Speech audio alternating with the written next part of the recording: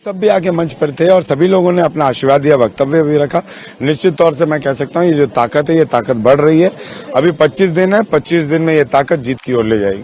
लेकिन लगातार भाजपा की तरफ से ये कहा जा रहा है कि अनुपमा सिंह जो है वो बाहरी हैं, ढुल्लू महतो जो है वो लोकल है, इस पे क्या कहेंगे? 5 साल पहले तक नहीं कह रही थी कि पीएन सिंह बाहरी है। अब कोई मुद्दा नहीं मिला तो बाहरी भीतरी। भाजपा 5 साल पहले तक नहीं कह रही थी कि रागिनी सिंह बाहरी हैं, लेकिन अब कोई मुद्दा नहीं मिला तो बाहरी भीतरी। भाजपा 5 साल पहले तक नहीं कह रही थी कि संजीव सिंह लोग आके बसे हैं, अब कोई मुद्दा नहीं मिला तो बाहरी भीतरी। भैया ढुल्लू महतो भी नवादा से आए और मेरा भी पूर्वज नवादा ही का है।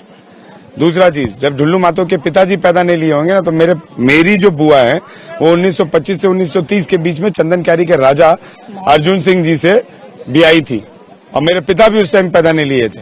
और अगर किसी को पता करना है तो जाके पता कर ले कि मेरे पिता का जो पढ़ाई हुआ है वो भोजीडी स्कूल से हुआ है, कक्षा 1 से लेकर कक्षा 10 तक, और भौरा हाई स्कूल में उन्होंने मैट्रिक दिया है। ये भी पता कर ले और सर्टिफिकेट भी निकाल ले। बात करते हैं बाहरी भीतरी का, हम बाहरी भीतरी का बात नहीं करते क्योंकि हिंदुस्तान के संविधान का हम बात करते हैं। हम भले भीतरी हो लेकिन हम ये बताने का नहीं काम करते हैं कि हम 1932 के हैं या 1900 बाहरी है, क्योंकि हिंदुस्तान की लड़ाई झारखंड, बिहार, यूपी, महाराष्ट्र, गुजरात, मध्य प्रदेश, तेलंगाना राज्य बेसिस पे नहीं लड़ा गया था।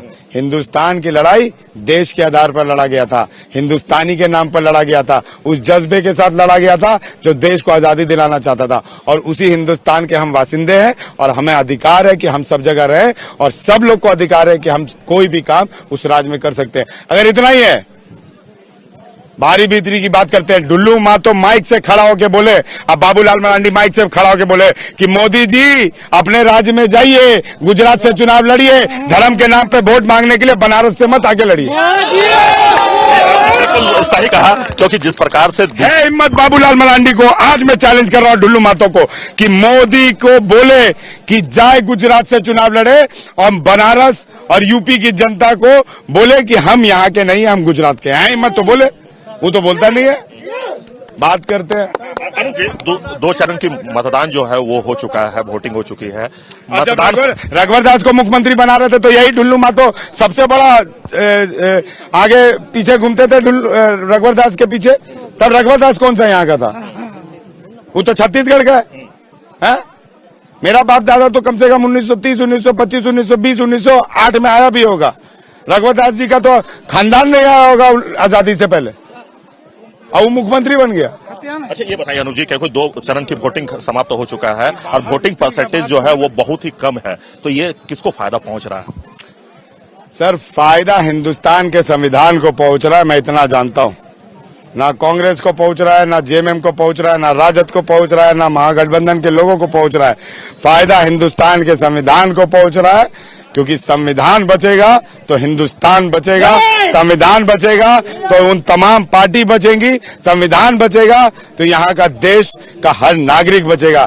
नहीं तो फिर अगले बार सांसद नहीं चुना जाएगा, सांसद नॉमिनेट कराया जाएगा जो मोदी जी करने का काम करेंगे। आप जनता के बीच जा रहे हैं, किन किन मुद्दों को लेकर जा रहे हैं? सर मुद्दा क्या है? मुद्दा बहुत साफ है। 10 साल में कोई नया चीज धनबाद को मिला हो तो बता दीजिए। धनबाद को मिला हो 10 साल में कुछ नया चीज तो बता दीजिए। कोल इंडिया कांग्रेस ने दिया, सेल कांग्रेस ने दिया, डीवीसी कांग्रेस ने दिया, फर्टिलाइजर यूनिट कांग्रेस ने दिया, एसीसी कांग्रेस ने दिया, बीआरएल कांग्रेस ने दिया, आपको चासनाड़ा कांग्रेस ने दिया, रेलवे उद्योग कांग्रेस ने दिया, रेलवे स्टेशन कांग्रेस ने दिया। यहाँ पे 10 साल में एक ऐसा ट्रेन नहीं चालू हो पाया कि यहाँ की जनता को डायरेक्ट भोजपुर ले जाए आ रहा। आप बात करते हैं वो भी ट्रेन जो इनडायरेक्ट था वो भी डाइवर्ट हो गया। यहाँ से आप तो बताइए कि कितने ट्रेनों को धनबाद से डाइवर्ट किया गया, ये भी बताइए। बहुत सारे ट्रेनों को। तो ये सच्चाई है बॉस, ये सच्चाई है। दूसरा चीज, यहाँ पे मेरे पिता ने और हेमंत सोरेन जी ने एम्स दिया था बीजीएच को, धनबाद लोकसभा को बीजीएच को एम्स दिया था, कैबिनेट में पास करके दिया था, वो भी देवगढ़ ले गया गया। क्यों कर रहे हैं ये सब? आप लोग को नहीं समझ में आ रहा है? जब कुछ यहाँ पे उद्योग वो देंगे कैसे? यहाँ के उद्योगों को बंद करके आउटसोर्स को देना है तो नया उद्योग वो लगाएंगे कैसे? एयरपोर्ट बनाएंगे कैसे? रेलवे की यूनिट को और बढ़ाएंगे कैसे? क्यों? क्योंकि ये सब बंद करके अदानी अंबानी को देना है। आप समझिए बात को। बहुत बहुत धन्यवाद।